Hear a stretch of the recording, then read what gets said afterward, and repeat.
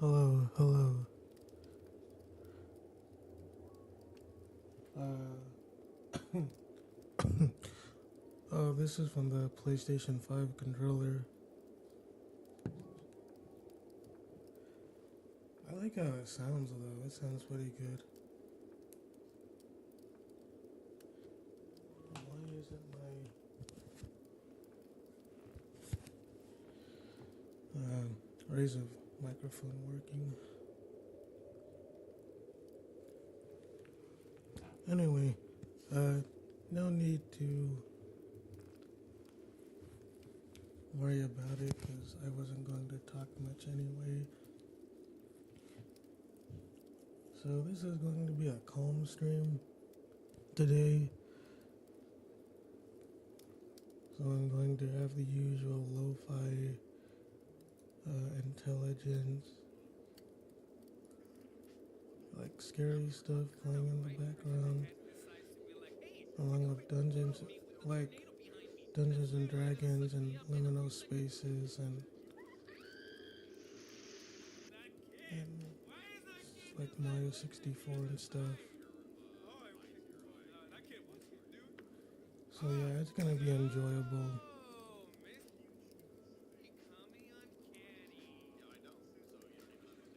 Okay. Alright, let's do it. While the iconography of popular 80s movies and certain fantasy authors was undeniably important for the budding video game industry, none of them influenced video games mechanically the way D&D did. They both came to be at around the same time, and when the medium was still Put young, now, there was a put that strong down. overlap between PC gamers and role players. While the tabletop Put that RPG up a became less little. relevant for the burgeoning video game industry, consumer hardware became. Okay.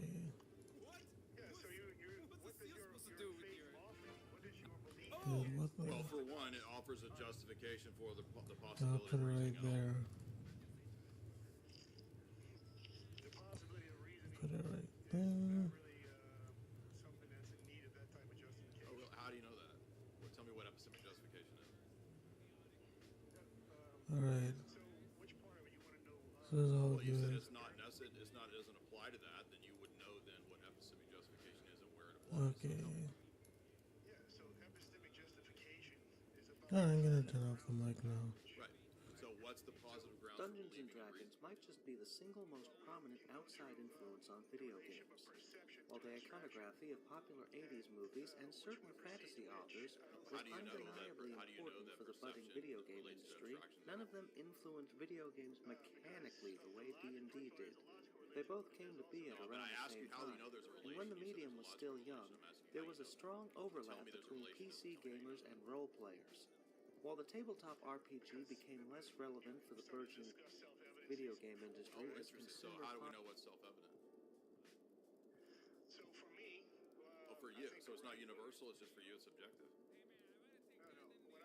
hardware became more powerful and production values got better, some elements of D&D have persisted in the common DNA of RPGs throughout the ages. One such example is the proliferation of sewer levels, which are a popular trope in RPGs regardless of the setting. You can trace the origin of this weird obsession with waste disposal systems back to D&D. Sewer networks consist of long, identical-looking hallways, so they provide a logical context for dungeons. It's not hard to figure out the connection between that and a game called Dungeons and Dragons. So what's your answer to At its core, D&D is about a group of players forming a party to explore dungeons in hopes of finding treasure. The player who is the dungeon master is in charge of making the dungeon appropriately challenging. Most of early computer RPGs were derivative of D&D and tried to convert the experience into the video game format as closely as they could. But they had to make concessions to account for the lack of unlimited interactivity and player freedom that the pen and paper format allows. Thus, navigating through maze-like dungeons played a big part in the challenge of many RPGs developed in the 80s. Even though Western and Eastern RPGs alike started dramatically scaling down the challenge and complexity of dungeon layouts when the genre became more popular in the early 90s, the idea of using branching dungeons as a test of endurance has persisted to this day. The influence that D&D had on level design isn't limited to just RPGs. Austin Grossman cites a module called Tomb of Horrors as an inspiration for a level in Ultima Underworld 2 that he used as a mini prototype for System Shock. I remember one where there was that was kind of modeled. How do you know on the Tomb of system is Horrors. accurate? You're just telling me all There was these a different series of things, sort of like you're undead asserting all this witches, stuff. and What's the system? that was the one I was analyzing? I was proudest of. That I felt like I had the most voice in. It was in some way like a mini prototype for System Shock. Doom Have you also ever has read considerably Wittgenstein? more How silly maze-like this argument levels than is. modern FPS What's the- games, how as do you both John reduce, Romero and Sandy Peterson had numbers a to background in perception? being dungeon Where in your masters. perception is In the fact, number all of the founding members of id Software played D&D, while the older Peterson designed pen and paper RPGs before he became involved with the video game industry. How do It you wasn't know that you unheard of for perceive God in first-generation particular? game developers to have What a is the background in epistemic designing pen and justification paper of saying that you RPGs were- or tabletop war games. Even beyond that, D&D was very ubiquitous amongst American game developers of the 70s, 80s, and even 90s, so it could have influenced the design of countless games on a subconscious level. After all, Dungeons & Dragons established the entire framework for RPGs as a genre, as it was the first commercially released pen and paper RPG. Central mechanics and core gameplay concepts like classes, hit points, character creation, alignments, basing combat on statistical probabilities, and governing the gameplay with an overarching rule set are all examples of things we take for granted that were either invented or popularized by Dungeons & Dragons. You could even make the claim that it's set in stone how designers collectively approach RPGs in a video game Any of your context. assertions that you've made in the last The 5 first minutes, video you just games keep in the asserting RPG things. I'm genre asking were you, straightforward how do we D&D know that that's the case? replications. What's the A few years later, the first commercial RPGs were released, most notable of which were Wizardry and Ultima. They still drew heavy inspiration from D&D, while incorporating some ideas of their own into the mix. Even then, Wizardry is more or less a copy of an earlier D&D-inspired game called Oubliette, while Ultima creator Richard Garrett honed his programming skills in the 70s by making 28 D&D-based games for his leisure, after which he applied the skills he had learned to making the first Ultima I games. said, how do we justify It's harder to gauge to what extent D&D influenced JRPGs, due to the language barrier and the fact that archiving the history and timeline of Japanese PC games has been purely left in the hands of hobbyists. Although the game never reached similar widespread popularity in the East, it was localized in 1985 along with Wizardry and Ultima. But even before that, some enthusiasts had imported copies of Dungeons & Dragons and Western computer RPGs to the country. The seminal Dragon Quest was an amalgamation of Wizardry and Ultima. Though it simplified the interface for consoles, while it is the mother of the JRPG genre, it's not the first Japanese RPG by a long shot, and neither was the Wizardry-inspired Black Onyx, which was released 2 years earlier in 1984. Even before that, there were at least 15 RPGs released for NEC computers, among them a few localized Western games like Telengard, which itself is a recreation of an older game called D&D. I can't say anything about the content and design influence of those games, but I think it's safe to say that D&D still had a significant impact on early Japanese RPGs, even if by proxy through early Western RPGs. Take alignments, for example. D&D categorizes characters into 9 different alignments, which tells us whether they are good, neutral, or evil, and whether they follow a lawful, neutral, or a chaotic philosophy. So there are different forms of good and evil. But the first edition of D&D only had 3 alignments: lawful, chaotic, and neutral. Wizardry used a similar system in character creation, but with good and evil replacing lawful and chaotic. The series was immensely popular and influential among Japanese gamers and game developers, so it's not surprising that both the Shin Megami Tensei series and Ogre Battle series feature alignment systems, as they include moral choices and branching. Another more interesting artifact of D&D's long-term influence can be found in the Dark Spire. It's a Japanese dungeon crawler from 2008 that's deliberately as old school as possible. It closely mimics Wizardry, and thus it uses a similar counterintuitive armor system that's derived from Advanced Dungeons & Dragons, where a negative armor score equals a higher defense. As time went on, Japanese RPGs started diverging more from Western RPGs as the popularity of CRPGs waned in Japan. So many of the more advanced gameplay mechanics seen in later Western RPGs never caught on in JRPGs. The first known computer RPGs were on a Plato computer system at the University of Illinois in 1975, a year after D&D's initial release, when the game had only sold about 4,000 copies. Plato and similar research computers had a lot of software that was decades ahead of its time, and games were no exception. Email, online chat, touchscreens, screen sharing, and online gaming are just some examples of things that Plato did years before anyone else. Maze War is a rudimentary first-person shooter from 1974 that implemented networked multiplayer deathmatch almost 2 decades before Doom. Other early online games included Empire from the same year, which is a multiplayer arena shooter that can have up to 30 simultaneous players, while Spasm, which is also from '74, did the same thing in 3D, although the game world was divided into 4 planetary systems that could each have up to 8 players on them at once. Avatar from '78 had up to 60 simultaneous players and is one of the earliest MUDs, a precursor to MMORPGs. It's also likely the first game where players got to distribute their own stats. So even before the Fairchild F, Atari 2600, and Odyssey 2 were released, ambitious and groundbreaking games were being developed on campus computers by university students. Among them, dungeon crawlers were a popular genre. Pedite 5 is credited as the first one, though predated by a game called M199H that was deleted. In it, the player creates a character by rolling dice, enters a dungeon to kill monsters and find treasure.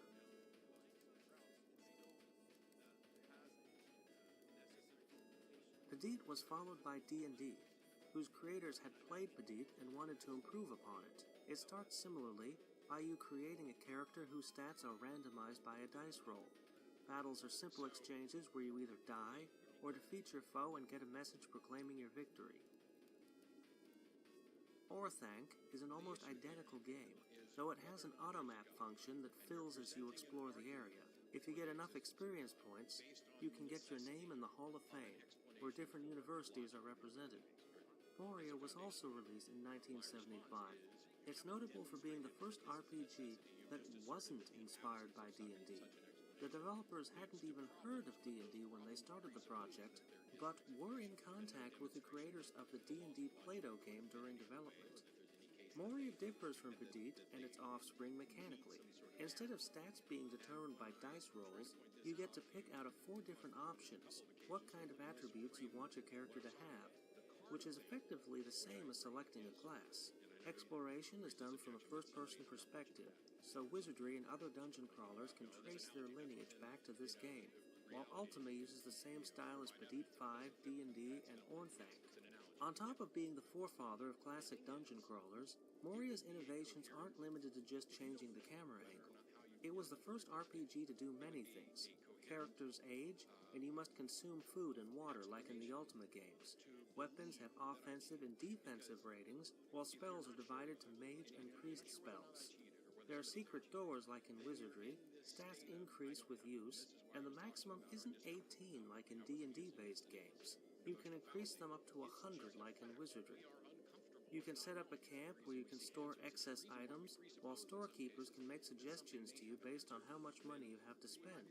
You can tie a string to a location and automatically return there, which is a feature that some later dungeon crawlers like Etrian Odyssey use to reduce backtracking. However, the most impressive feature is that up to 10 players can play together in a group, and there are even guilds.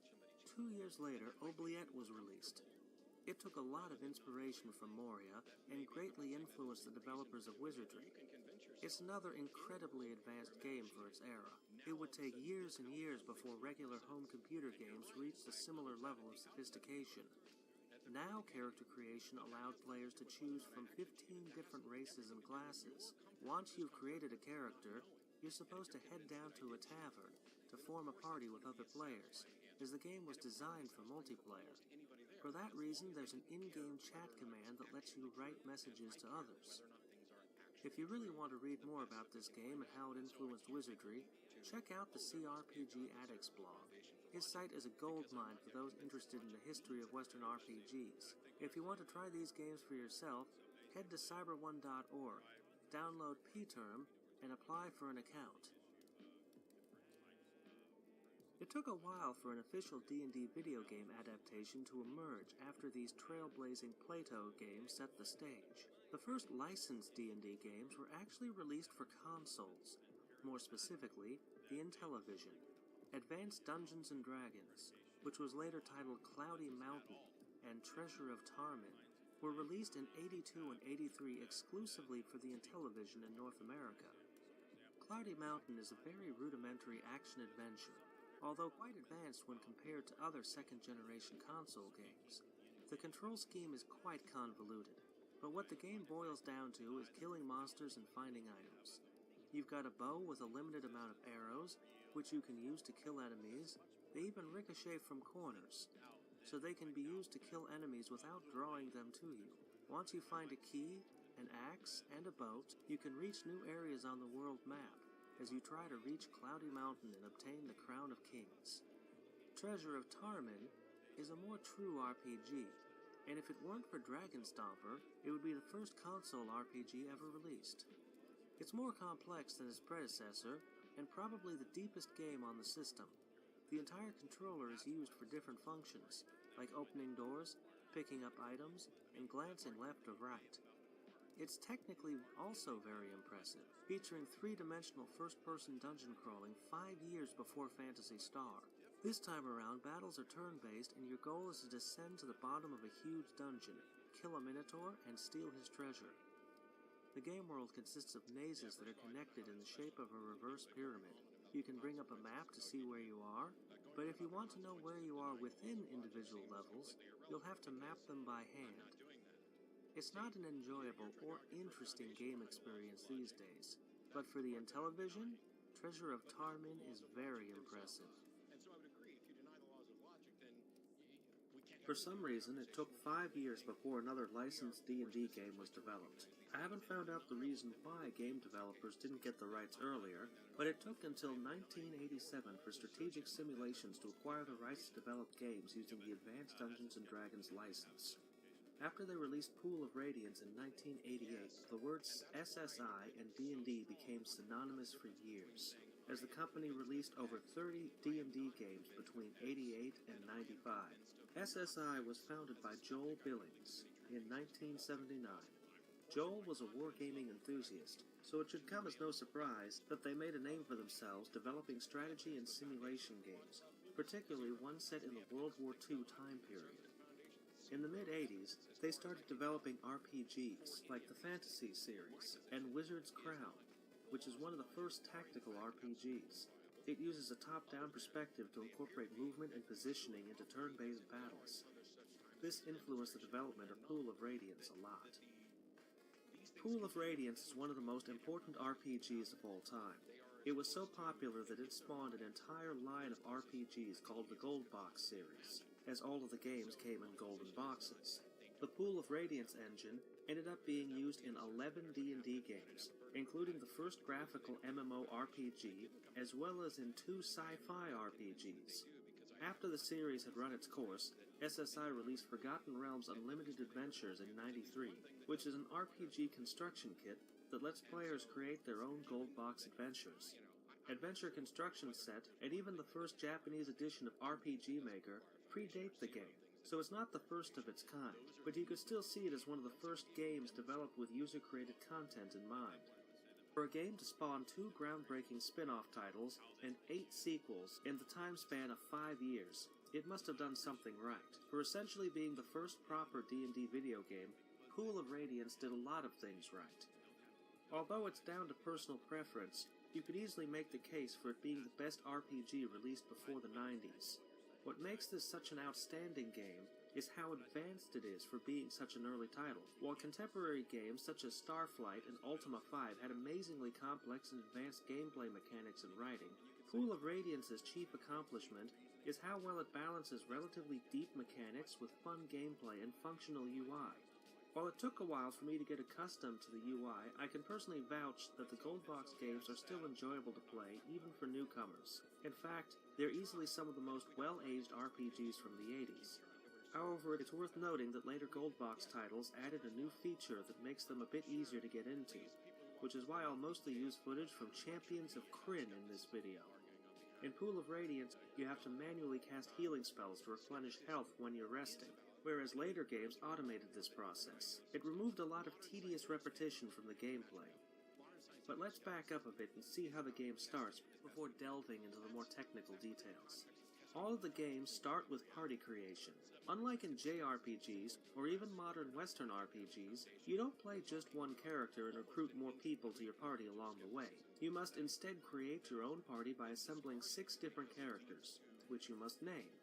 It's standard practice in computer RPGs, but it's worth noting that you don't play as predefined characters like Commander Shepard, Geralt, or Adam Jensen in these games. When choosing a class, you can also opt out for dual or multi-classing. One character can even have 3 different professions at once. It's a common feature in D&D games, and generally there aren't any negative trade-offs beyond slower leveling in making a hybrid character. Once you've chosen the sex, race, and class of your character, you must choose an alignment. In most D&D video games, it actually doesn't affect anything, but it's still always a part of the character creation process. That kind of cargo cult programming isn't conducive to good game design, but it's understandable as many early RPG developers considered making an exact recreation of tabletop D&D the highest goal in game development. Similarly, some race-class combinations are useless due to the pen and paper rules. Halflings have a lower strength cap and their fighters can only reach the 6th level, while human fighters can level up unlimitedly. And females of all races have a lower maximum strength than their male counterparts. So it just doesn't make any sense to make a halfling fighter, especially one that's female, even if you're given the choice to do so. Another similarly puzzling carryover from tabletop gaming is the rolling of virtual dice for stats. It's something you have to get used to, as D&D games did that until the turn of the millennium. In the early rule editions of the tabletop game, you might get a bad roll and end up with a dumb mage or a scrawny fighter, but in the video games, you can re-roll your stats as many times as you want, until you get the desired outcome. So all this tabletop simulation accomplishes is making players waste a lot of time trying to get an optimal character by repeatedly re-rolling their stats. What kind of stats you roll is actually really crucial, as your base stats don't go up every time you level like in many other RPGs. While your hit points, hit chance, and saving throws get better with each level, there isn't much power creep in Pool of Radiance and other similar D&D titles. A fighter who starts out with 25 hit points might have 100 by the end of the game. Similarly, the health of monsters and bosses isn't bloated to absurd proportions. D&D's health system still has unrealistic implications when compared to the tabletop wargames that it was inspired by, but having your health triple or quadruple within a single playthrough is still tame when compared with more loot-centric RPGs, where stats are inflated to the point of a single increase feeling meaningless. A unique part of the Gold Box character creation process is crafting your own character's portraits and sprites. Of course, everyone who has ever played this game has had a laugh by combining unfitting male and female parts together. This feature was scrapped from the sequels, but they retain the sprite creation process, as it actually affects gameplay. You can choose different body parts and color combinations to make your characters look distinct from one another, which is really helpful in combat, as it makes it easier to visualize how your characters are positioned on the map. When you fine-tuned your party, you can transfer your characters from one game to another, even between games that aren't part of the Gold Box series. That's because the series is kind of divided into 3 trilogies. 4 are set in the standard Forgotten Realms setting. The Kryn trilogy, which this video showcases, uses the Dragonlance setting, which features more draconoid creatures and undead, while 2 games use the Savage Frontier setting. Their development was outsourced to a developer called Stormfront Studios, which is something that SSI did a lot to keep up with the demand. Once you've assembled a party, you can start exploring the game world. The game plays from a first-person perspective while you're in towns, but switches to a top-down view once you run into a random battle. So it's a Dragon Warrior-esque mix of Ultima and Wizardry, except the influences are mixed up the other way around. The graphics aren't good enough that you could easily tell the areas apart from one another, so you'll likely have to map down some areas by hand to a graph paper or an Excel sheet.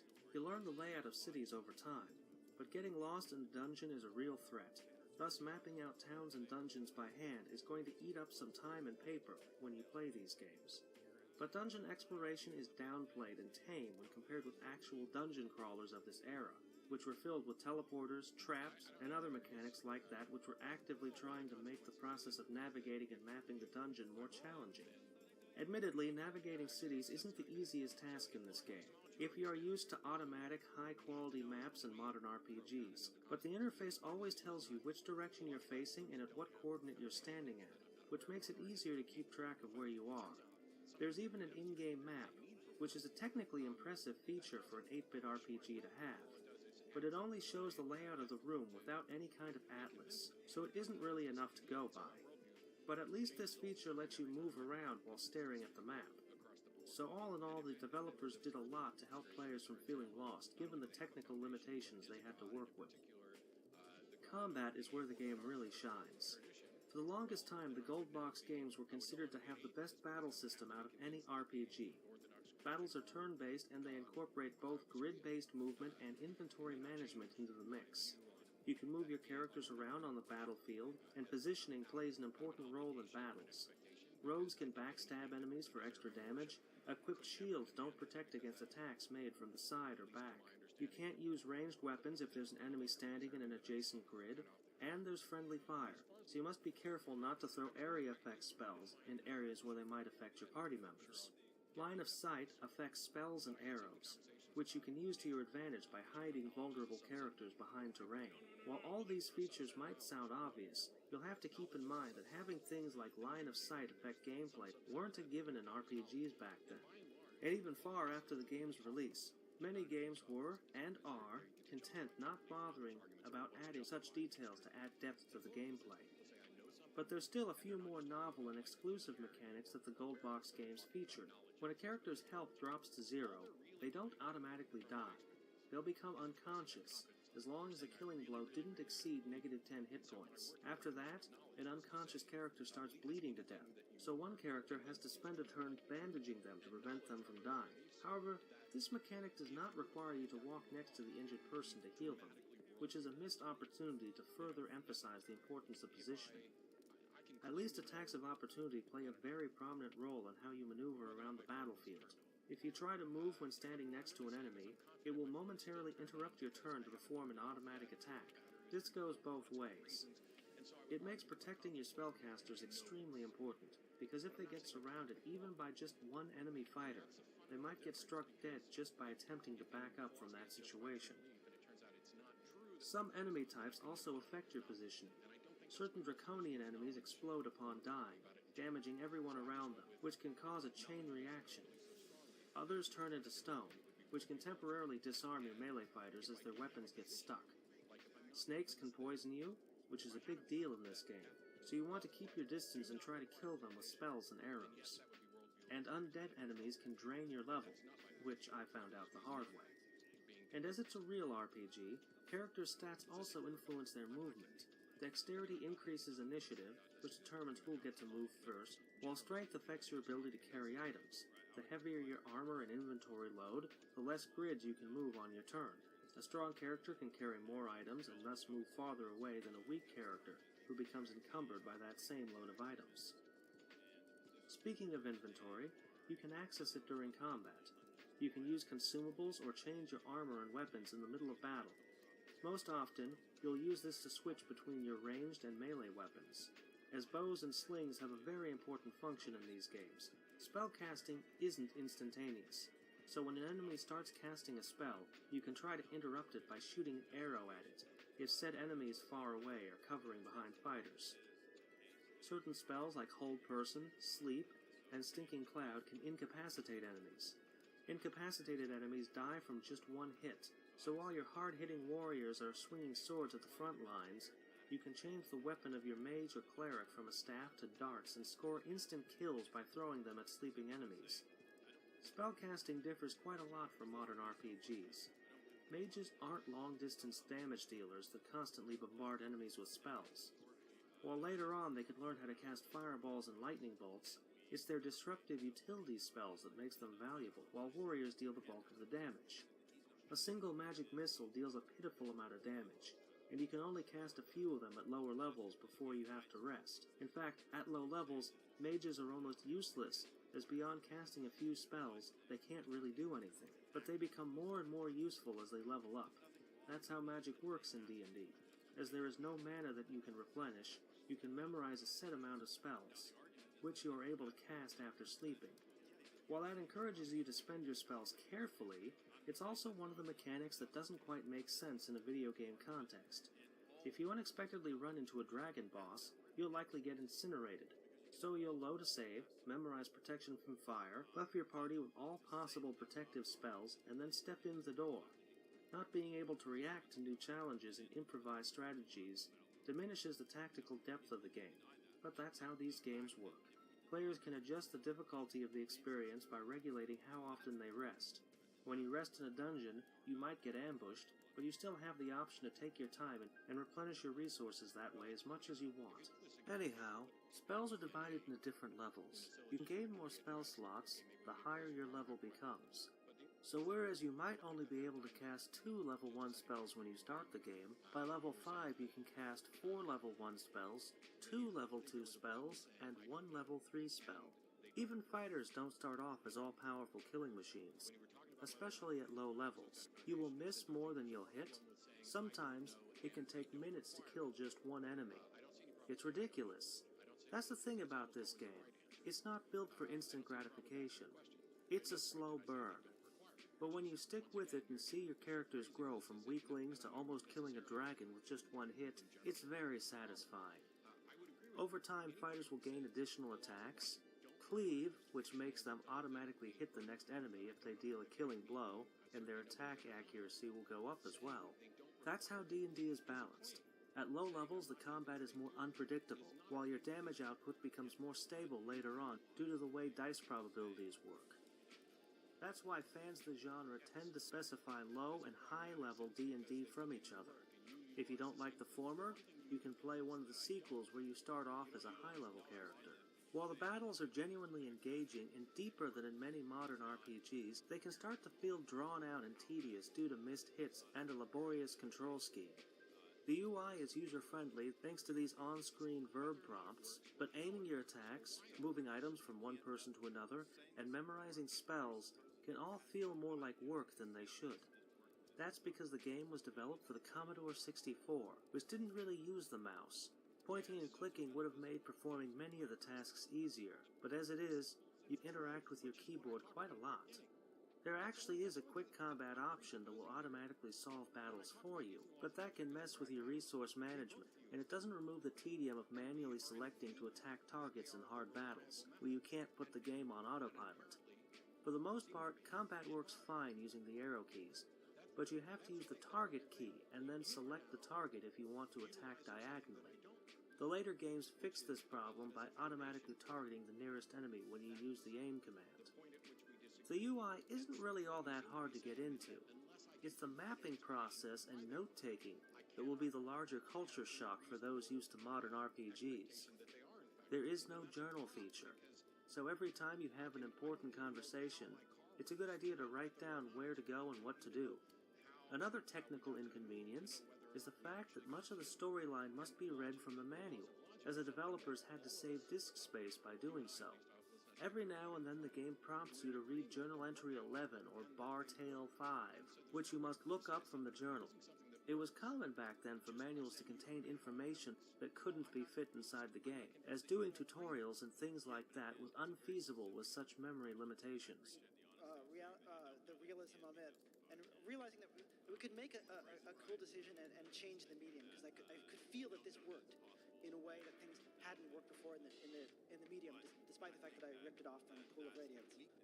Gold Box games effectively tell most of their storylines through these journal entries, which are numbered so that you can't just read the entire storyline in advance. Wasteland actually featured an alternate storyline about a Martian invasion in its manual, which never happens in the real game. That's one way to fool players who try to cheat. You also have to check the damage values for weapons from the manual, which is unfortunate but understandable. And since you can't name your save files, you must be cautious and not get them mixed together. Generally speaking, in old PC games, it's a good idea to have multiple save files. One safe file for cities, and a few temporary saves that you can alternate between when you're exploring the dungeons and other dangerous areas, when there's a risk that you might get permanently stuck if your party gets wiped out. Pool of Radiance isn't an easy game to get into these days. but I retain that the learning curve to depth and enjoyability ratio is really good. All the mechanical advancements the developers made make sense, and most of them are intuitive to understand rather than some complex rules that would just make the experience more obtuse. But I still recommend the sequels over the original, as they added some new classes and races to character creation, improved the graphics, and more importantly, streamlined the resting process. They also have a less annoying form of copy protection. The first game uses a device called the code wheel, which you have to use every time the game boots up. As if that wasn't enough, every time you die you have to reboot the game and do it again. SSI quickly moved away from this model to just forcing the players to look up some random word from the manual. Audio-visually, the game is decent. The DOS version hasn't got any music, so you can just listen to music or podcasts without subjecting your ears to ear-grating 80s DOS tunes. The sound effects are quite sparse, and they aren't bad. The graphics aren't mind-blowing, but better than in Ultima or Wizardry. It may not look like much now, but back in '88 the Gold Box games marked a new era for RPG development as they included dedicated artists. You can easily tell what's going on in battles, and the occasional story segments featured some really good 8-bit pixel art.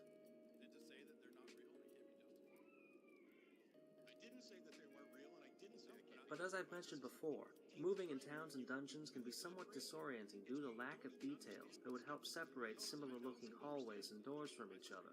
Sometimes you even have to search those identical-looking corners of the dungeon for secrets. But honestly, you'd be surprised how quickly moving through areas you've previously visited becomes instinctive. There are few features I failed to mention so far that are worth mentioning.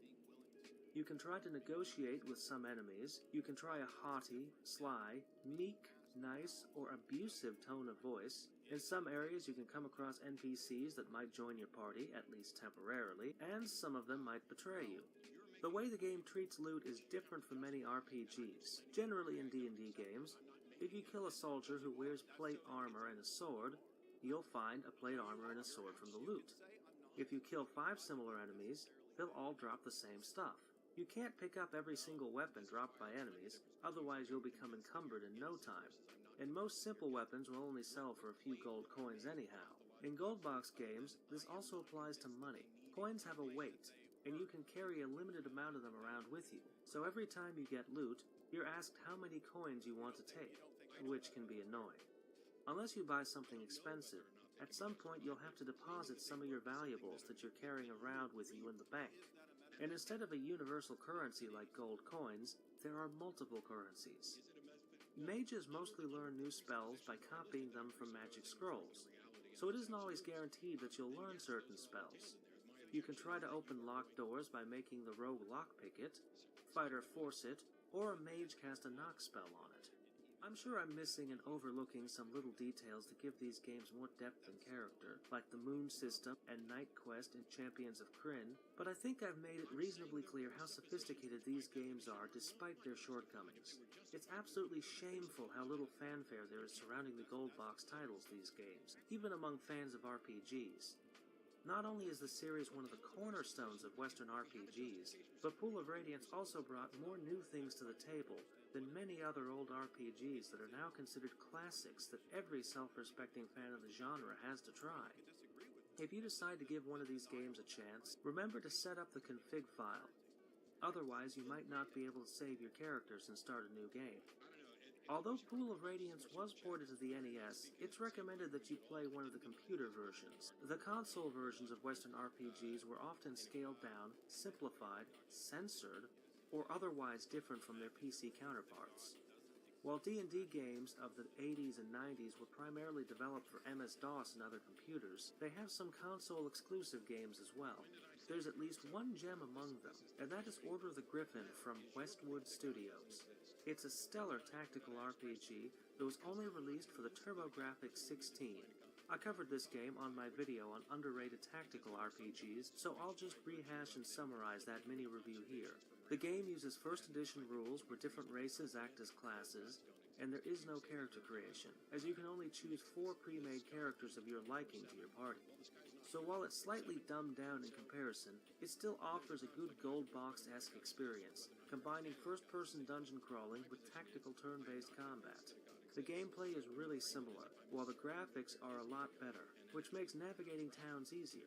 While those who've already played the Gold Box games might find this game a bit lacking, it offers good training wheels for those who are intimidated of jumping straight into Pool of Radiance. Even beyond that, it's just really good for being a Western RPG on a 16-bit console. You can count the good ones on one hand. Westwood also released Warriors of the Eternal Sun for the Mega Drive that same year. I don't own it, so I can't comment on whether it's any good or not, but it looks really similar to Order of the Griffin. While the Gold Box RPGs were the lifeline of SSI between 88 and 92, it also tried complementing those releases with other D&D games that offered different takes on the IP, to appeal to both action and strategy gamers. Earliest examples was the launch of the Silverbox series, a line of action RPGs by US Gold. First of them was Heroes of the Lance, a clunky side-scroller so bad that it's already been torn to shreds in an AVGN-style review eons ago.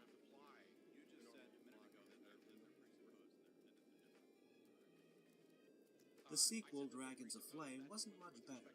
These games are a complete waste of time and the license. Westwood's Hillsfar is an interesting take on the genre. You play a single character in what is essentially a glorified minigame collection. You can ride a horse, fight on an arena,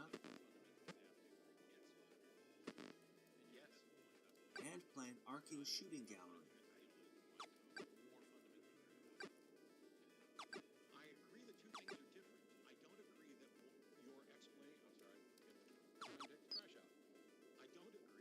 Towns and caves are explored from the first-person perspective, while the game switches to an over-the-head view when you enter buildings.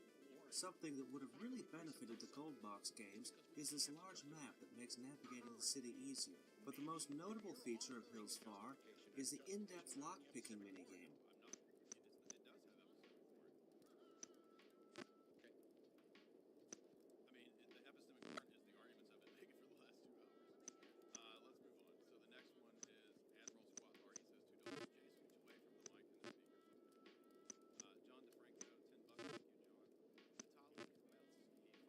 War of the Lance combined SSI's strategy expertise with D&D, and is one of the better spin-off titles. The game is divided into 3 phases, moving forces around on the map, having heroes retrieve magic items, and establishing diplomatic contacts. It's a strategy game rather than a tactics game, so I don't really like it.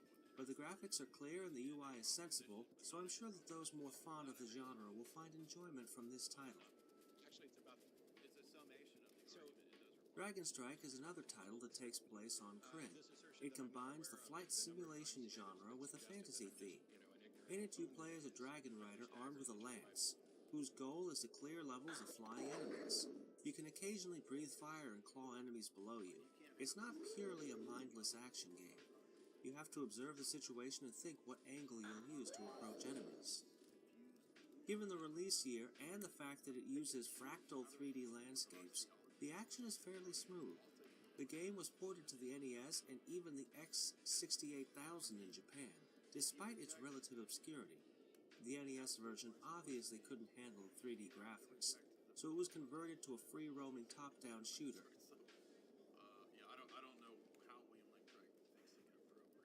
Shadow Sorcerer is another attempt by US Gold to make an action-y D&D game, and it does a far better job than the previous tries. In it, you control a group of pre-made characters who are running away with a group of rescued slaves from a pursuing dragon army. While exploring the world map, you occasionally see descriptions of the area or get prompted to read the journal. Like in Gold Box games, this makes it easier to get invested in the adventure, even if you have to use your imagination. But the interesting part is the combat. It happens in real time, but is paused when you issue orders, making it a premonition of things to come. Unfortunately, moving around units is slow and imprecise, but it's still a marked improvement on Heroes of the Lance.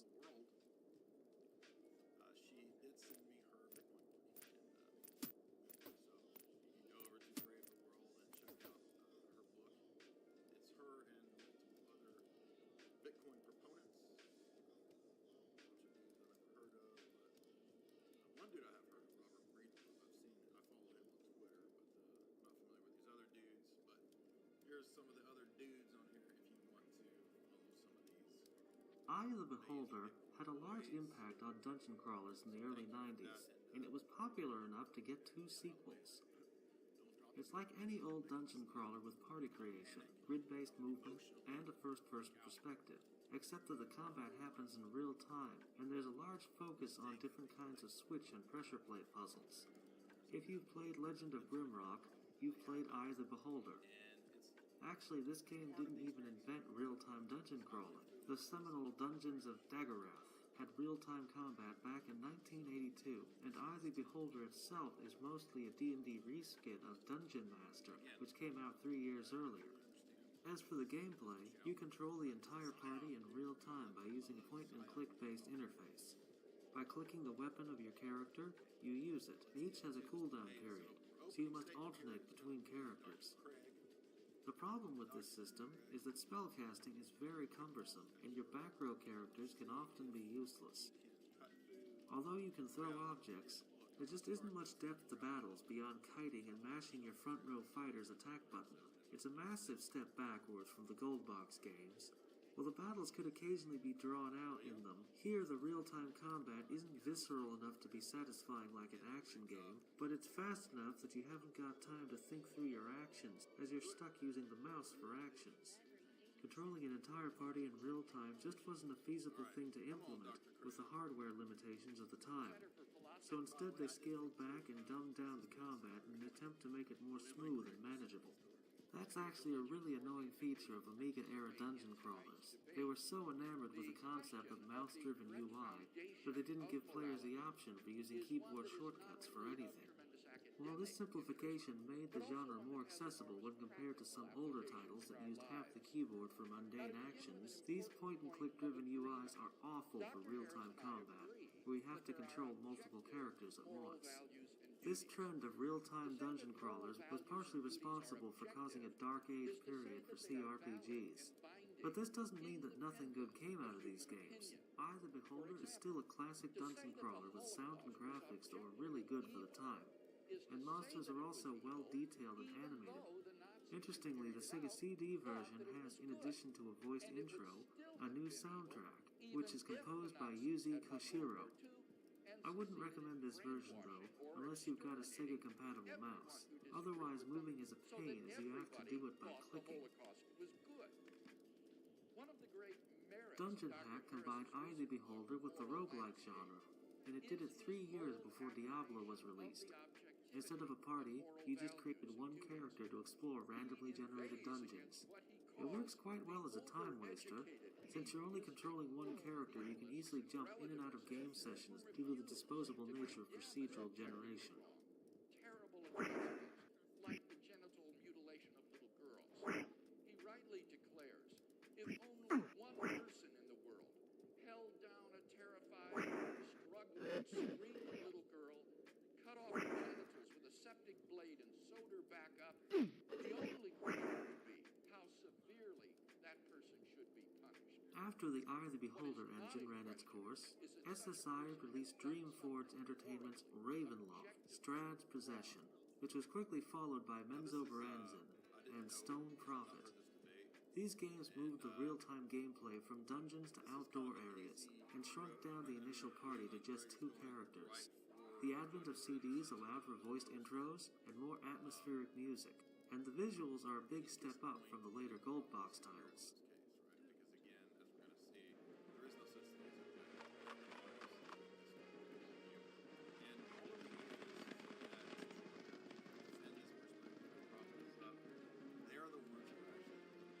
ones who because their intention of trying to upset right? Unless you truly define it to mean something other than what the hell does it mean. Of course, there's no way that materials have objectives. No questions, my friend. Heard nothing but questions on the half of the mind and all on it. Subjective. However, the real-time combat is yet again lacking in depth, devolving the intricate tactics of party-based combat to feverish clicking and occasional spellcasting. It's a shame, as for that reason, I just feel bored by the gameplay in these titles. Everything else looks nice though. Movement can be kinda slippery, as if you were playing Doom and the 3D graphics can be grainy, but the dark settings and good visuals make it seem like there's potential if you just stick with these games. What grounds them? What makes certain actions objectively good or evil, right or wrong? In tonight's debate, I'm going to defend two basic contentions. First, if God exists, then we have a sound foundation for Al-Qadim is one of those handful of single-character action RPGs with a top-down view that predate Diablo. It's a more beginner-friendly light RPG with a simple and accessible mouse-driven interface. It's more akin to Zelda than Pool of Radiance. There's more of an emphasis on solving quests and simple real-time combat. The movement can feel kinda spastic, but it's more fast and responsive than in previous games like it. Although there are no classes, you can try to sneak past enemies, and you can cast spells by using magic shards. The game takes place in an Arabian Nights-inspired desert setting, with a lot of cliches and humorous writing. There's no character creation, but at least you can choose between whether you want your character to be rude, nice, or neutral when interacting with NPCs. Slayer is a 3DO exclusive action RPG that tried to combine D&D with the action of first-person shooters.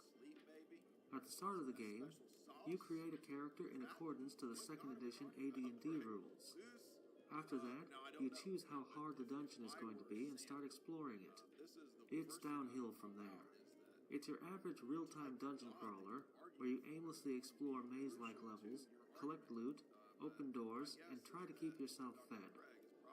To my knowledge, there isn't any story or point to the game beyond advancing to the next level, but then again, I've never been able to play it for more than 15 minutes at a time. The first-person view combat is just god-awful thanks to the poor hit detection, lack of sidestepping, and overzealous turn buttons that make navigating the dungeon a pain even outside of combat.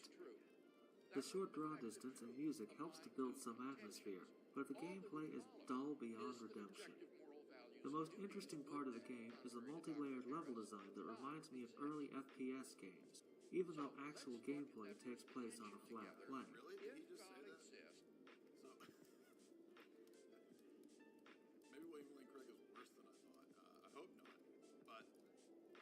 Dark Keep was released a year later, this time also for Windows. I've never played it, but I've read that it's even worse than Slayer. Thankfully, not everything released post-92 was half-assed action RPG dreck.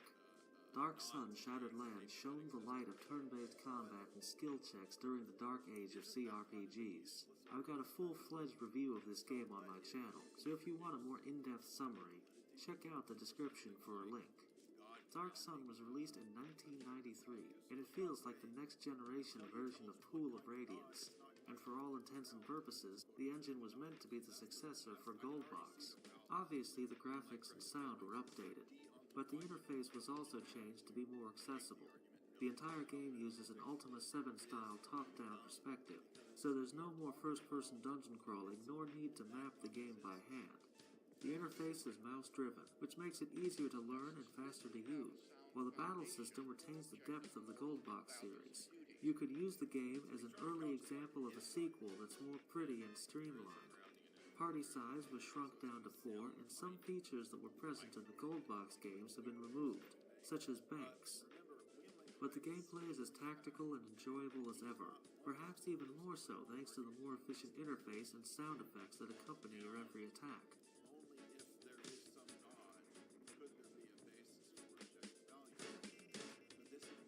Dark Sun was an important step in the evolution of D&D games, as it was the first to ditch grid-based movement in combat.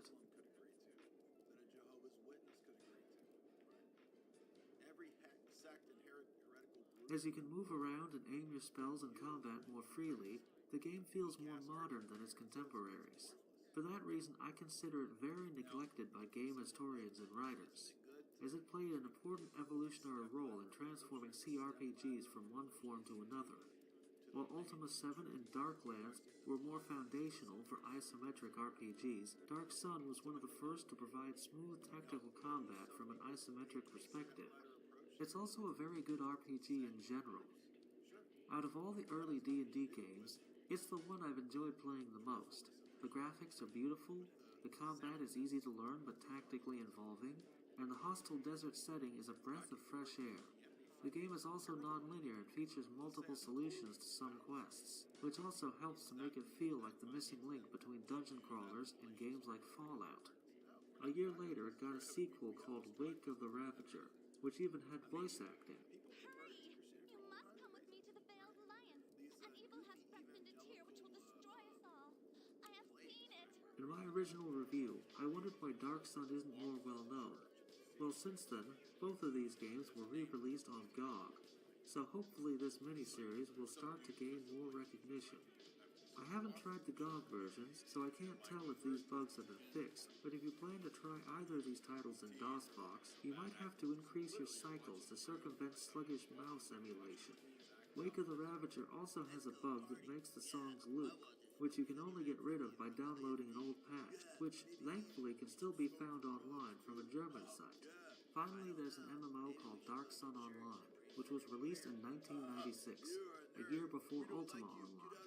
Naturally, you can't play it online anymore, so I can't really tell you anything about it besides regurgitating things I've read from this Game Sutra Postmortem and Game Archaeologist article. I'm fascinated to hear stories about this game, so if you've ever played the game or know someone who did, please share your stories in the comments section. People convert because of that dumb stuff. While the D&D license obviously lends itself best for RPGs, various other genres tried adapting the IP in hopes of making some money from brand recognition, like the god-awful fighting game Iron and Blood, Warriors of Ravenloft, which is one of the worst fighting games released for the PS1.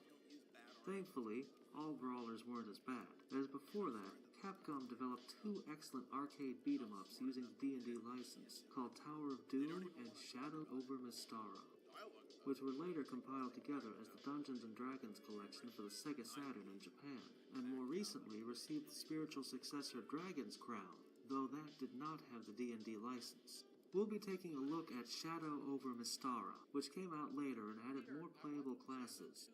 The game starts with character selection, with each character representing a different class. Like in Order of the Griffin, dwarves and elves count as their own separate class. The elf is a nimble melee fighter who can cast spells, while the stout dwarf wields an axe and a shield. Warrior is the most self-explanatory class.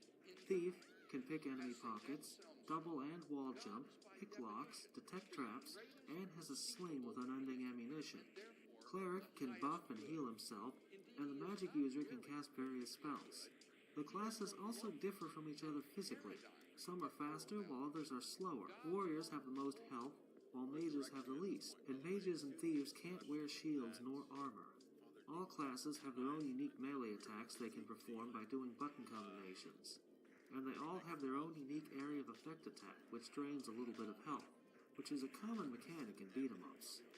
What really set these games apart from other side-scrolling beat-em-ups is the extensive amount of items available.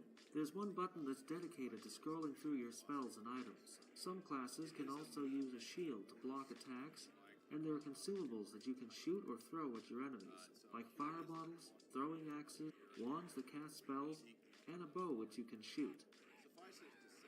In between levels, you can replenish your stock by buying more weapons. If you find materials from levels, they can be crafted into special items.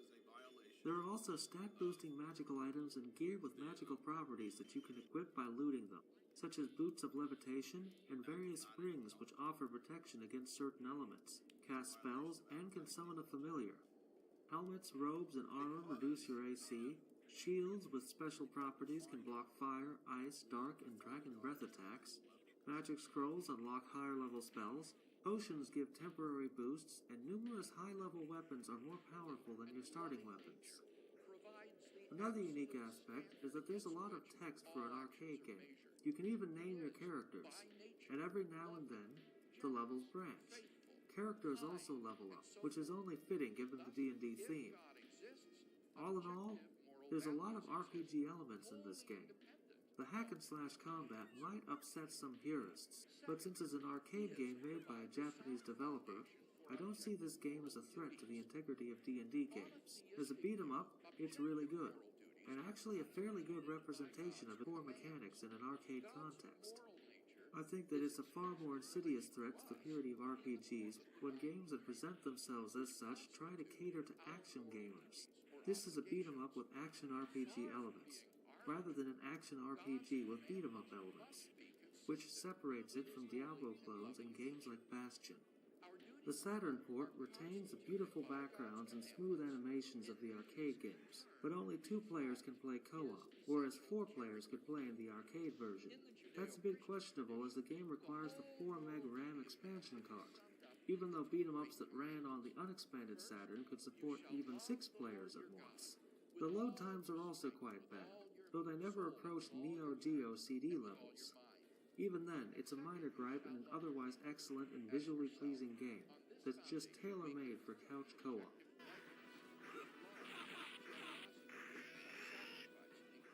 Before we move to the next big chapter in the history of D&D games, there are still a handful of strategy games we need to take a quick look at. During this time period, something important happened, as between 95 and 96 the D&D rights went from SSI to Interplay. For the last game in this chapter was released by Sierra, who had secured the rights to an obscure setting called Birthright. First up, there's Spelljammer, Pirates of the Realm Space, one of the most exotic D&D games ever made. Unfortunately, I've never been able to get the game to work because the copyright protection won't let me play, even when I use the correct password. It's a shame, as from the outset, Spelljammer sounds really interesting. It takes place in a space setting, where the player character ends up from a regular medieval D&D world through happenstance. Wikipedia classified this as a mix of tactical RPG, strategy, and adventure, and it uses the Gold Box engine for combat. One interesting detail about the strange Spelljammer setting is that it features a race of creatures called giant space hamsters. Later, the Baldur's Gate series featured a rather famous character called Minsk, who believes that his pet hamster is a miniature giant space hamster. Fantasy Empires was developed by Silicon Knights of Eternal Darkness fame, and from what little I've played, it looks like a solid, Master of Magic-esque turn-based strategy with decent gameplay and good animations. You start the game by making a character in classic D&D fashion, but instead of dungeon crawling, you'll spend your time developing an army, conquering lands, and making treaties with your rivals. Apparently, if you break said treaties, that can change your alignment. Stronghold combined the city-building genre with D&D, while Blood and Magic was the first real-time strategy game to use the D&D license. Though the untrained eye can't notice the fact, especially in Blood and Magic, the D&D influence is negligible. Compared to newer RTS games, the pace is far slower. Not only is the action slow, but gaining mana and building things also takes time, and must be manually transferred to a blood forge. With it you can create more golems, which can transform into different buildings and fighting units. The game world is divided into grids, with each different surface type giving bonuses and penalties for attack, defense, and movement.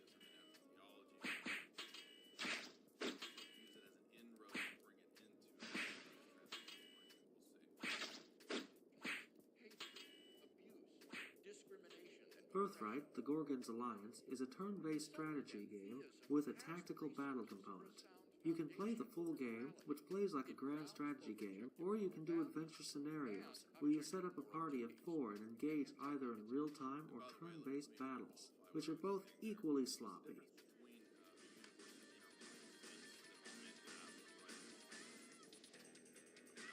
My liege?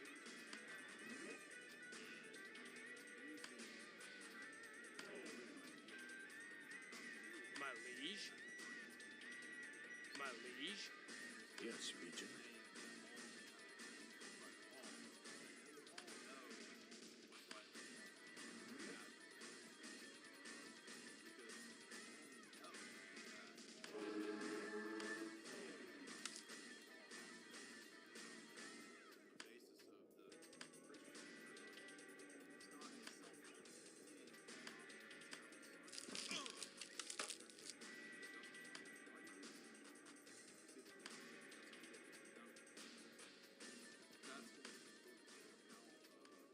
Larger scale strategy where you control an entire kingdom and tinker around with taxes and a million other things that you've got to keep in check isn't really my area of expertise, so I can't comment on whether or not Birthright succeeds as a 4X game, especially after only trying it once without reading the manual. At least I can say the engine wasn't optimized for turn-based squad tactics.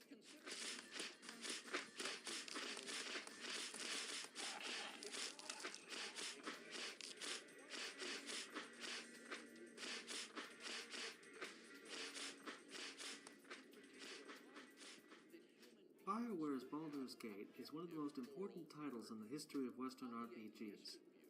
During the mid-90s, computer RPGs were in a slump. During that time period, Computer Gaming World even refused to give an annual Best RPG award one year due to lack of viable options.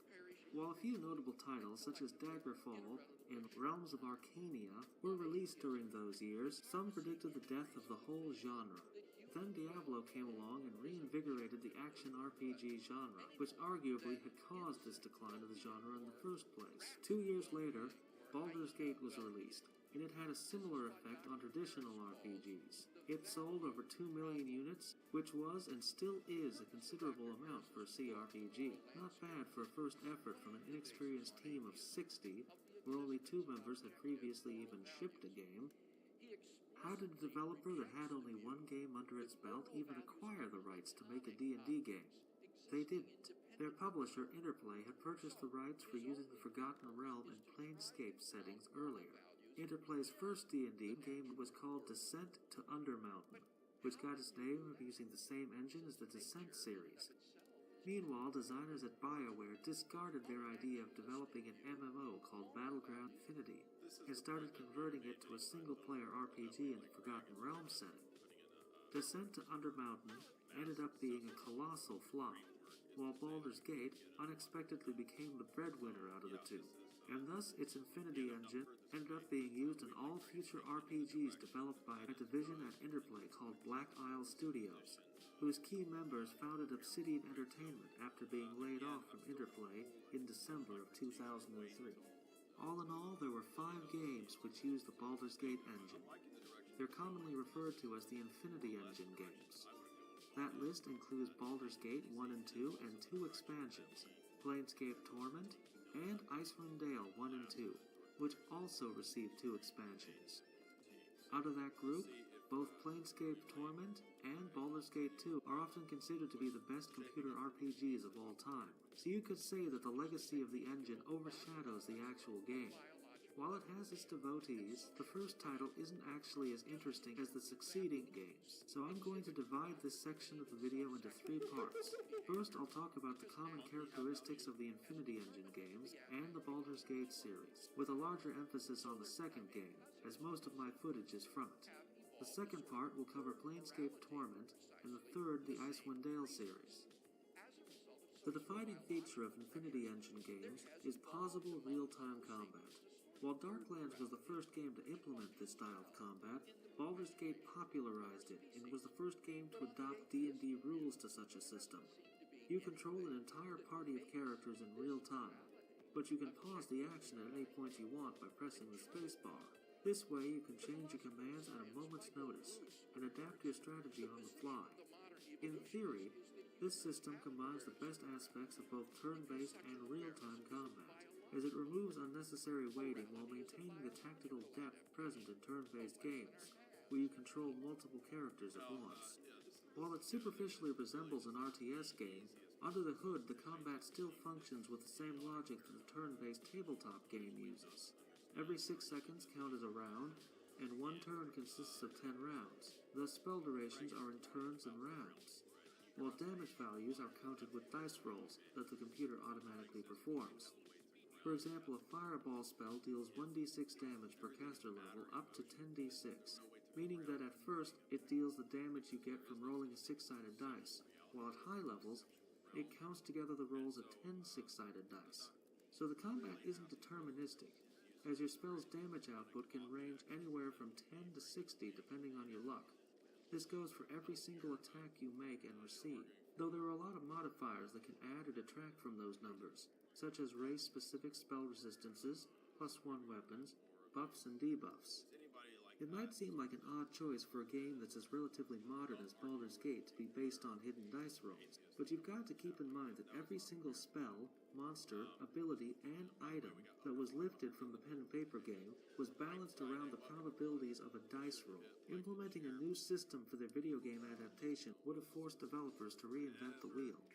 As the game is played from an isometric perspective, positioning and spatial awareness play a key role in combat. You have to keep your caster away from the front lines and be mindful of enemy spells and arrows. Try to estimate the reach of your area of effect spells so you don't accidentally harm your own party members, and move in closer to heal the injured and cast offensive spells that have a limited range. So the battles are very reminiscent of Pool of Radiance, only difference being the tilted camera angle and the fact that they occur in real time. The combat system is very tactical thanks to all the numerous mechanics picked up from the pen and paper RPG. For instance, you can switch between different weapon loadouts during combat. So if your warrior gets rooted by a spell, he can switch to a bow and start shooting enemies. Or if you want a more D&D specific example, skeletons are resistant to slashing and piercing damage, so you should switch to a blunt weapon while fighting them. Trolls are another interesting enemy type, since they regenerate health. So unless you pour acid or fire on them after their health drops to 0, they'll get up again. You can equip a healer or a spellcaster that can use bows with acid or fire arrows, and have them kill a downed troll from a distance while the melee fighters move on to attack the next target. Overall, the amount of variation in encounters is impressive. After all, the developers had an extensive bestiary to call upon. There are numerous supplementary D&D books that are dedicated to listing different monsters and their properties. In comparison, many other RPGs are content with recycling the same enemy types over and over again. We were pretty pumped about the Burning Crusade. You just got lots of new monsters. Okay, well, they're new skins of old monsters, whatever. There are over 300 spells at your disposal, twice the amount of Skyrim. Various protective and counter spells bloat the list. For example, you can cast Zone of Sweet Air to dispel harmful spells that linger in the air, such as Stinking Cloud and Cloud Kill. Even beyond counter spells like that, you can use spells defensively, like casting an acid arrow is a quick way to interrupt a spellcasting enemy. In D&D games, especially early-level mages aren't as much ranged damage dealers as characters whose jobs it is to disrupt enemies and make survival easier in group versus group combat. For some reason, the game doesn't visually highlight the area of effect for spells, so casters also have to be cautious to avoid friendly fire. While the spell list is impressive, it isn't fully utilized due to the way spell memorization works. I must question the validity of this mechanic in a video game context, as all it does is hinder your ability to react to tough encounters on the fly, as it's a safer bet to fill your slots with spells that work in most situations, rather than situation-specific counterspells and buffs that are rarely necessary. But this is a problem that persists in all faithful D&D video game adaptations. To point out something positive in turn, there's one cool detail about spellcasting that's specific to Baldur's Gate. Each spell school has its own Latin incantation that the caster recites before casting. What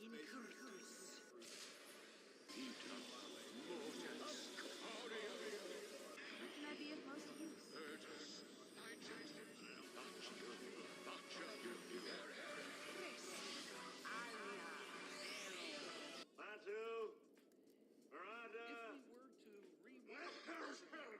The gameplay also has little touches like that, which help to increase the game world's verisimilitude outside of combat. Even if many of said features were already implemented in earlier CRPGs like Pool of Radiance and Ultima. For example, your characters have to regularly sleep. I demand that we stop. The day was not this long even when I led soldiers in the order. And where you sleep affects your chances of getting ambushed if you're inside a dungeon.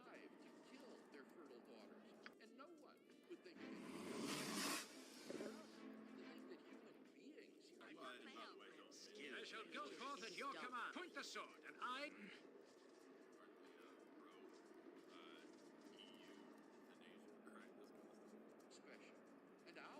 Ready? Oh, yes.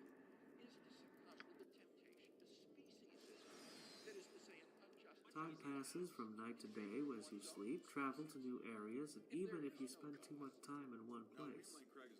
Weather effects and ambient sounds like birds chirping also help to bring the world to life in a way that earlier games never managed to do, but that's a natural part of technological progression.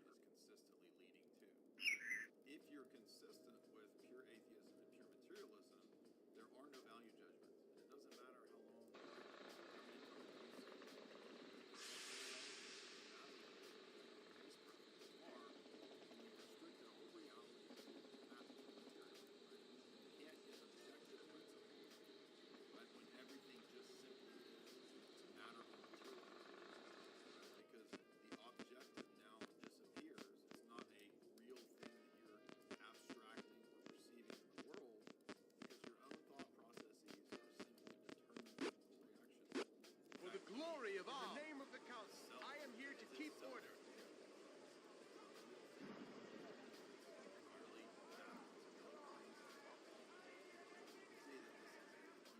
Carrying too many heavy items slows down and eventually encumbers your character, and how much they can carry scales based on their strength.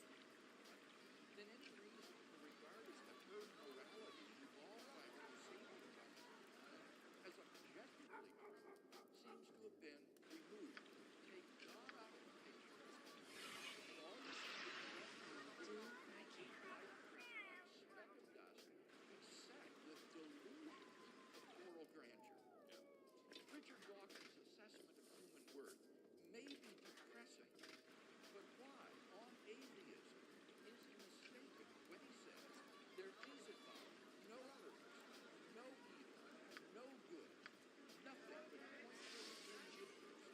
Yeah, I mean, this is what they always say. In the first real interaction. You can attack anyone you want, including your party members, but killing innocents might adversely affect your reputation, or make your paladin lose his class. What is your will? Feel my sting. Ready, of course. And Michael Butler was debating the head of the, I'm listening. Very well. Federation of Weirdos or something. What's up? Fine by me. A real thing.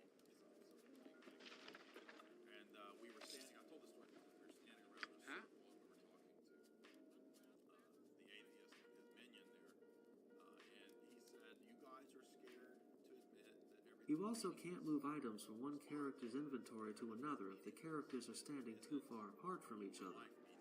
Yes, of course, and I have no fear. As you will. To which responded, then don't you ultimately think this conference is meaningless? Yeah, sure. Ultimately, I'll bite the bullet. Something in me. Of course.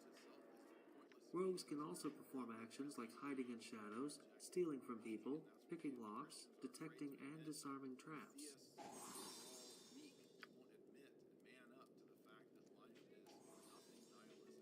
When combined with the ease of party splitting that the mouse-driven UI allows, you can create the kind of gameplay moments that totally should be commonplace in adventurous RPG games, but really aren't.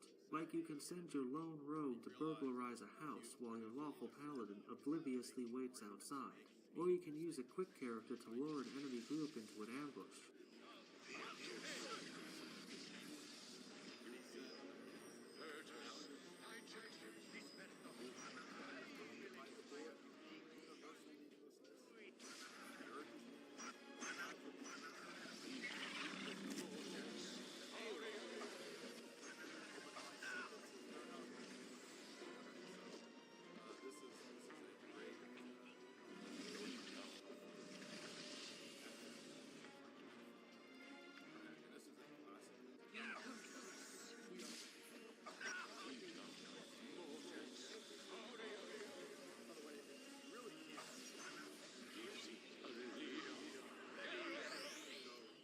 There was party splitting in previous RPGs, like the Magic Candle and Realms of Arcania series, but the Infinity Engine made it really easy to multitask and send one or more characters into an opposite direction.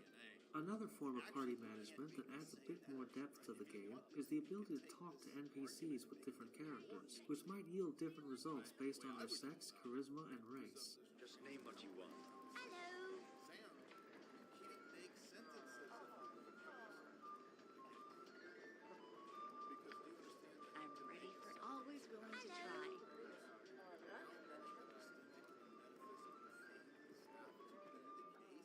Your party members also react to the choices you make, and they might leave you permanently if you do something that they don't like based on their personality and alignment. So when the atheists, the materials, when they come into this world, This isn't right. I will not tolerate We're supposed actions to be such better as than this. this. We should strive to be just and fair. Good and evil characters will also start to bicker and even kill each other if mixed in the same party, so that's something to keep in mind. Speaking of party members, there's another defining feature of the series. Before Baldur's Gate, most Western RPGs featured full party creation. Character drama and inner turmoils of your party members usually did not play any part in the stories, which focused more on external threats. There were RPGs with pre-made characters with written personalities that you could recruit along the way, like in JRPGs, but games like that were in the minority.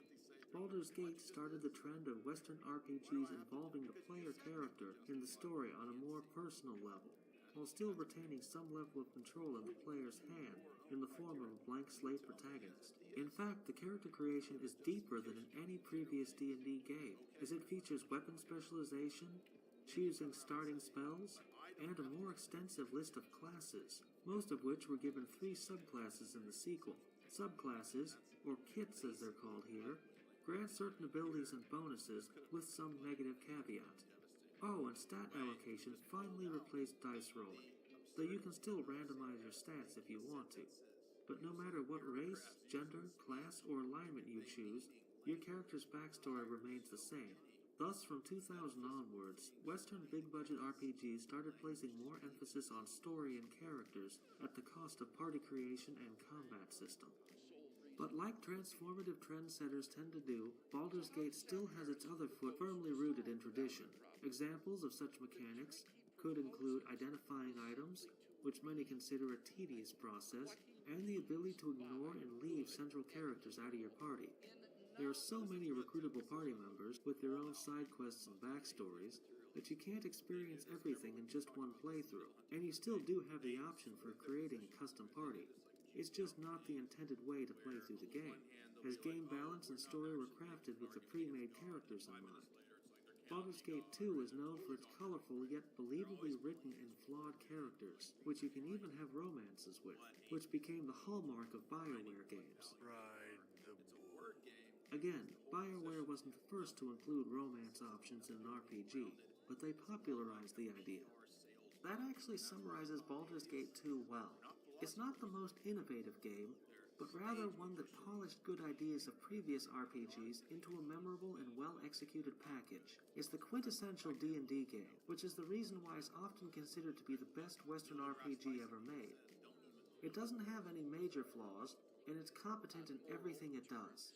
It hasn't got the best combat, character progression, or story and writing, but it's good in all these categories. That doesn't sound like a growing compliment, but the fact is that CRPGs are such a complex and ambitious genre that most of the highly revered fan favorites have big flaws or deficiencies due to the realities of game development.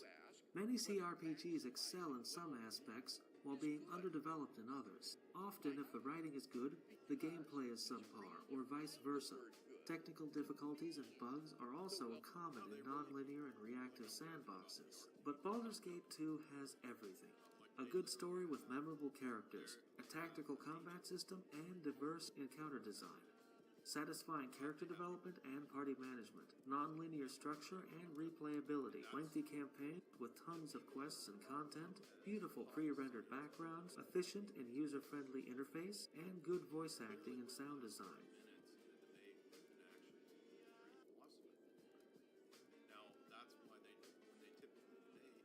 While various other games surpass it within all of these categories, it's hard to think of another pure-blooded CRPG that is as good a total package as Baldur's Gate 2 is.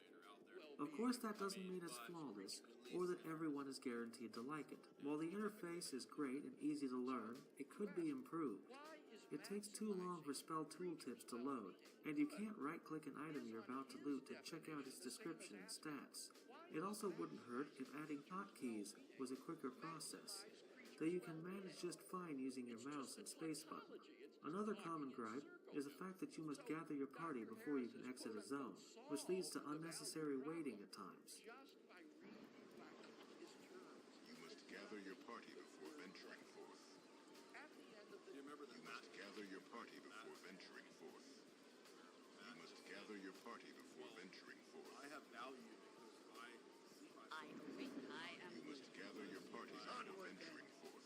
not be valuable. And I have value because my ancestors. I can handle all this noise and crowds for very good reasons. Though it's understandable why such a feature was implemented, as otherwise you could run away from some encounters too easily. I suspect that was the developer's intention. However, it's the real-time with pause combat system that people tend to disagree with the most. While it is one of the better examples of using such a system in an RPG, and the combat is still way above the standard of newer BioWare and Obsidian games, real-time with pause still has its problems. Some of them inherent, while others are caused by D&D rules and programming. Pathfinding issues can be really annoying, and the AI is more brain-dead than in turn-based games.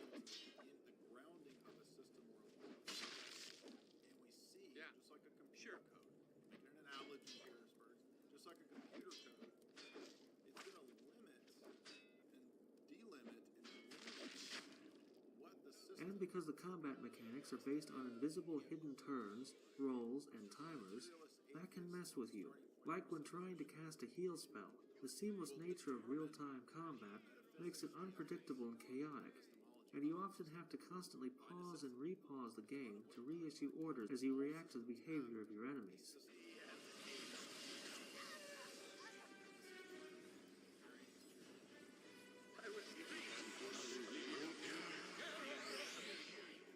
Suffice it to say that many CRPG fans tend to dislike real-time with pause combat for things like that.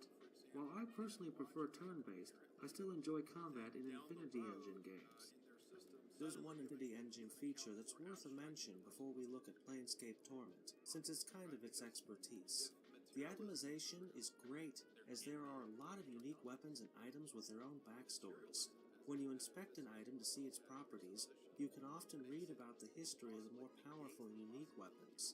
If you don't pay attention, you might equip a cursed, unremovable magic belt which changes your character's gender.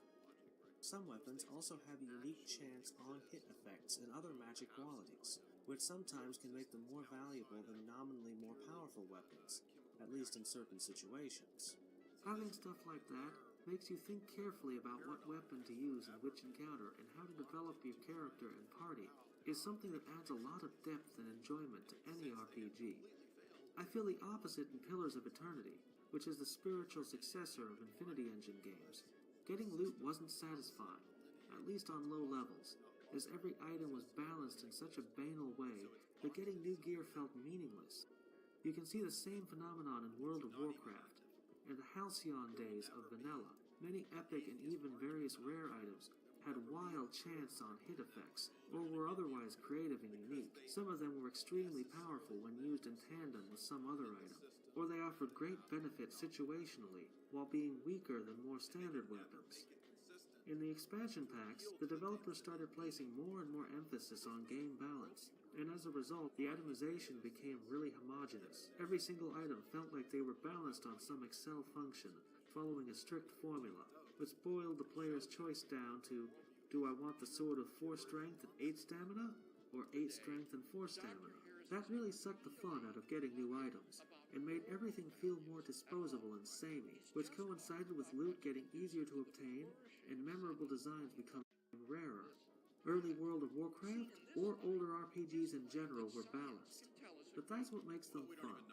If you don't know what you're doing, you might create a character that's very unoptimal, if not practically unplayable. But on the other hand, smart players who understand the mechanics are rewarded for cleverly exploiting the system. Anyhow, let's move on to the next game, without getting further sidetracked. Just as it can tell us what is conducive to the flourishing of corn, or mosquitoes, or bacteria. This so-called floral landscape. If there's one game in this video that everyone should play, regardless of how you personally feel about D&D or CRPGs at large, it's Planescape Torment. It has a very unique setting, and it's often regarded as one of the most well-written games of all time. It not only transcends the D&D license, but the entire genre itself. Saying that the storyline is amazing would still be selling the game short. The writing is just so much better, even when compared with most competently written and highly praised video game narratives. But because the story is so integral to the experience, I had to restrain myself from writing a larger appraisal, because I don't want to spoil anything important.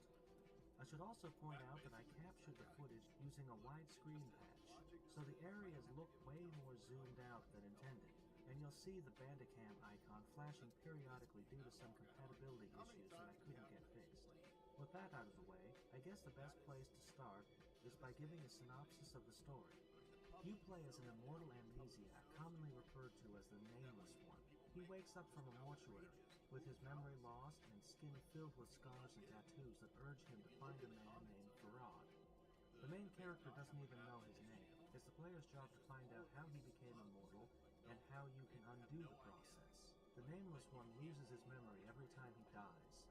The story features philosophical undertones, and it centers around the question, what can change the nature of a man? Over the course of the game, you come across people and events that were affected and shaped by your past incarnations. Some of them were evil, others good. Some stark raving mad. Some of them were men of great importance. Others might have died in a ditch only days after being resurrected. That concept of multiple past personalities fits in well mechanically, as it's a role-playing game that allows you to role-play as an evil character if you don't want to be a polite goody two-shoes, or even a neutral pragmatist. Having untold past incarnations leave their mark on the city makes for some really fascinating story moments. For example, at one point you'll find an important item that belongs to you, only to find out that it's locked by a mechanism written in some obscure language. No one knows what it says, so you'll have to find a linguist, who tells you that his dead father was the only remaining person who knew that language. Turns out your past incarnation killed him, presumably to protect the secrets of that item. Your character isn't called the Nameless One only because he's an Hello. Hello. There's moments like that which really turn this into an unforgettable gaming experience. Interesting and mind-blowing twists are numerous, and it's easy to underestimate. Hello. It's a personal tale, rather than a tight plot about saving the entire world. The story of the Nameless One is only a part of what makes Yeah, let's just do this for a while. The game world is incredibly unique and full of exotic races and hidden It sounds basically the same, too. It's kind of more comfortable. Wait, so why is the controller working but not the... Tanari, Abishai, and Githzerai. Writer Chris Avalon intentionally set out to subvert age-old tropes and tired RPG cliches. But to his credit, the game doesn't feel like a pretentious deconstruction of the genre or anything like that. It's just a very densely written and original RPG that takes place in a strange world filled with bizarre creatures. You can spend hours reading up on different races, factions, events, and just chatting with people. There's even a university where you can listen to lectures. Somehow, the writers managed to make attending a class a more engaging task than most action-packed set-piece moments in AAA games. That's all thanks to the perfect blend of interesting fantasy setting and sharp writing that makes high fantasy relatable through a mix of dialogue that makes characters multifaceted and believable in a story that tackles moral and existential issues and philosophical concepts. Torment mostly takes place in a city called Sigil, which sits on top of an infinitely tall spire at the center of the multiverse. It's connected to various other planes by an endless amount of portals that can be anything and activated in all kinds of ways, which is an idea that was seen a year later in Harry Potter. As the city is a central hub, it's filled with all kinds of different races, as we've already established. There are also 5 joinable factions, which all have their central beliefs and core values. Usually games that feature factions force you to pick a side. It's all optional here, but getting to know what different groups believe is still interesting. Some of the things they say hold relevance even in our modern world, where many are in search of an all-encompassing life philosophy to bring guidance to their lives and reduce existential angst.